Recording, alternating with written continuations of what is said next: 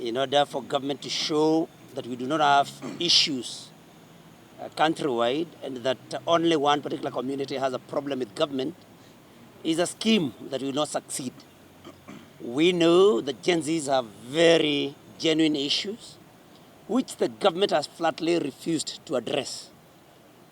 And we are telling the government, our young people have a right to demonstrate. We know that you are organizing and paying and sending goons to come and destroy property. And we have also seen, yesterday we saw one particular police officer, I think in Gong, saying, threatening people and boasting that he had the right, he had been given permission to kill, and that people would sleep in freezers yesterday. But what concerns us in Murang'a, where I come from, in a particular place called Kabati, there is a supermarket that was broken into and looted called County Supermarket. The police did not respond in any manner, despite the fact that the proprietor had raised an alarm about 3 hours before this was done. And these people that were doing this are not known to the locals. And so we believe, by the sheer fact that they are unknown and that they were allowed to carry out their illegal activities by the police, then we can rightfully say that they had the blessings of government, and we want to tell our people not to buy into this very cheap propaganda by government, because they want to set people against brother. This is government behaving this way, and I support that we need to call upon the ICC to start carrying out investigations immediately, so that those that are culpable, including the president himself, may be made to face the law, even if internationally. Tunakemea sana jinsi Rais William Ruto na serikali yake wanavyosukuma mambo ya maandamano hapa Kenya. Ya kwanza, Sabasaba sio kitu kipya, lakini ya muhimu zaidi ni kwamba mambo ambayo yanaonekana yakifanyika yanalenga sehemu fulani ambazo sehemu ziko na wafuasi ambao si wa rais wa Jamhuri ya Kenya. President William Ruto, inatushangaza kwamba mahali ambapo wabunge ambao wako na maoni tofauti na yako, mahali kama Ongata Rongai, mahali kama Murang'a, sehemu kama Naivasha, kule Makueni, wale wabunge ambao wako na maoni tofauti na wewe, sehemu hizo ndizo tunaona watu wanatumwa kuja kuleta ghasia. Tunashtumu kitendo hicho na tunasema peupe kwamba serikali ndio inapanga yale mambo yanafanyika, kwa sababu number one, hawashiki wale ambao wanafanya na wanaonekana kwenye maredio, kwenye ma-TV. Kenya National Human Rights was attacked, the goons can be seen vividly, lakini hakuna chochote kimefanyika. Na kwa sababu walikuwa wataje mambo ambayo yatafanyika siku inafuata, basi wakina mama walienda wakavurugwa pale. Pia tunasema ni wakati sasa ICC ichukue hatua, kwa sababu vile ambavyo Kenya inaendeshwa sasa hivi, tutajikuta kwa shida kubwa kuliko vile inaonekana ilivyo. Haiwezekani kwamba watu watakuwa wakichukuliwa mili wameaga sehemu tofauti ya nchi na mambo ya kuwe sawa. National Police Service is an independent institution. Ni lazima wachukue jukumu lao la kulinda uhai wa watu na kulinda mali ya watu. Mambo ambayo yalifanyika Meru, mambo ambayo yamefanyika sehemu tofauti za nchi ni mambo ya kushtua zaidi. Na mpaka sasa hivi wamekimbia kushika mbunge wa Manyata, Mheshimiwa Mukunji, wanapanga kushika sijui mheshimiwa mgani. Kwa sababu gani wasishike wale ambao walifanya kitendo, na washike mpaka financiers ambao serikali inawajua? Kweni idara za serikali zinafanya kazi gani kama hawajui nani anafanya shughuli ambayo tuko nayo siku ya leo? Ya mwisho, rais, hutasimamisha wajumbe kuzungumza kuhusu mambo ambayo yanafanyika Kenya. You will not silence us by either arresting or by doing anything that you want to do in this country. We will talk about the issues that are affecting the country day and night, if you like it or don't like it. Seek relevance because he is dining and wining in the government that is facilitating these atrocities. I want to talk about Naivasha because I know those goons were transported in NYS bus. In a place called Karagita, they were dropped there. In town, they were brought in trucks. In my Mahio. So all these people, nobody knew them. As I condole with the bereaved and also empathize with those properties who are distracted, I want to tell President Ruto, this is not a war you can win unless you want to destroy this country. It is about the youth. It's about the young people who you went around promising heaven. And what you are doing now is digging deep so that they go under. It will not happen. In Naivasha, they killed one. 3 are in critical condition. And as my colleagues have said, police are not doing anything.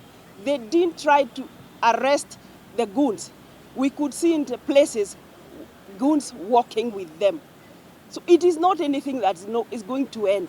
We as Kenyans are prepared to prepare our country so that we cannot be drowned by one single person because you think you are so powerful. Yes, you have the power, which we gave you. We cannot use the same power to destroy us and destroy the country. Protests. The loss of lives and property witnessed yesterday in specific parts of the country is an atrocity of our lifetime. We strongly condemn this state-sponsored violence on the people. We pass our deepest sympathies to the young people and the families who lost their loved ones. For the loss of lives and property, President William Ruto must be held accountable. We are well aware of a well-orchestrated economic sabotage to drive a divisive political narrative and instill fear among the people of Mount Kenya region and other regions perceived to be opposition zones. These areas include Kiambu, Naivasha, Nairobi, Murang'a, Nyeri, Embu, Meru, Kirinyaga, Nyandarua, Ongata Rongai, Ngong, Kiserian, Kisii, Machakos, Wote, and Kitengela. In the above areas, goons were procured through members of parliament and sent to different zones where they were not known by the locals. These goons were deployed by the government past midnight and then roadblocks were mounted by the police.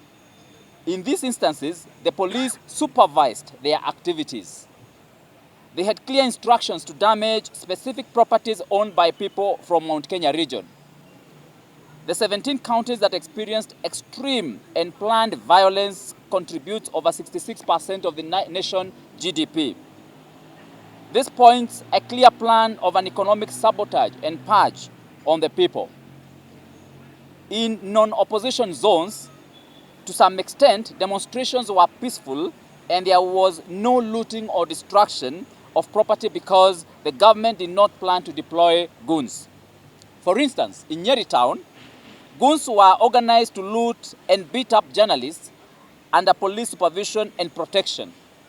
In Limuru town, goons were dropped at 7 a.m. They lit fires on the road as police watched. Luckily, the locals overpowered them. On Waiyaki Way, Kiambu Road, and Thika Road, thugs beat up people and looted as police watched them.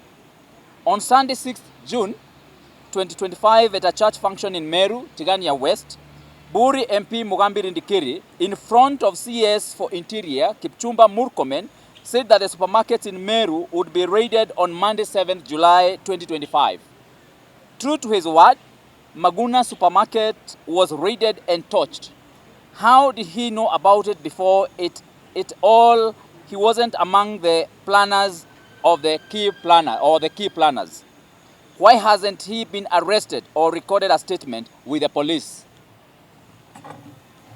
I'll call upon my colleague to continue with the statement. I will continue with the remainder of the statement. Some patriotic police officers have informed us in confidence that they had the instructions not to arrest any goon in specific areas at the scene of crime. This is an orchestration and a scheme to arrest innocent Kenyans later.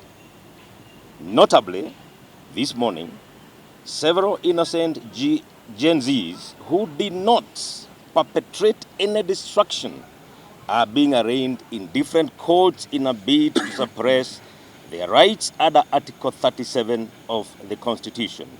Further, political and party leaders affiliated with the second deputy president are being charged with fictitious and trumped-up charges. Honorable Gitonga Mukuji, DCP National Youth Leader Wajiko Thiga, and DCP Kiabu Leader Peter Kinyanjui Kawajiru are perfect examples. The CS Interior and the President should be well aware that they shall be held personally liable under international and local laws. The script by the President is one of the dictatorial tendencies, discrimination and economic sabotage of the Mount Kenya to suppress them, a violation of the very Constitution he swore to uphold. Yesterday's process continued to charge the nation negatively ahead of 2027. The cowardly regime is testing what they can do in August 2027. Mr. President, Sabasaba is nothing new in Kenya. It is repugnant to treat young, innocent, and harmless Kenyans as criminals and send goons and your police to loot and kill. Let Kenyans enjoy the fruits of Sabasaba. DCI unleashed terror on innocent Kenyans, unmarked Subaru vehicles, shooting at people indiscriminately in various parts of Nairobi, Kajiado, and Kiabu counties in their homes using assault rifles. We demand to know the number of Kenyans who died yesterday, as bodies were seen lying on roads across the country. The 11 persons being taunted might just be another hoax. We make an urgent call to the International Criminal Court, that is the ICC, to speedily investigate the President of the Republic of Kenya for the heinous acts of crime against humanity. What is happening in Kenya is nothing short of a genocide. We call for strict sanctions on President William Ruto by the international community for this and many crimes he has committed in other countries, including the war in Sudan. He has committed crimes against humanity. We end there.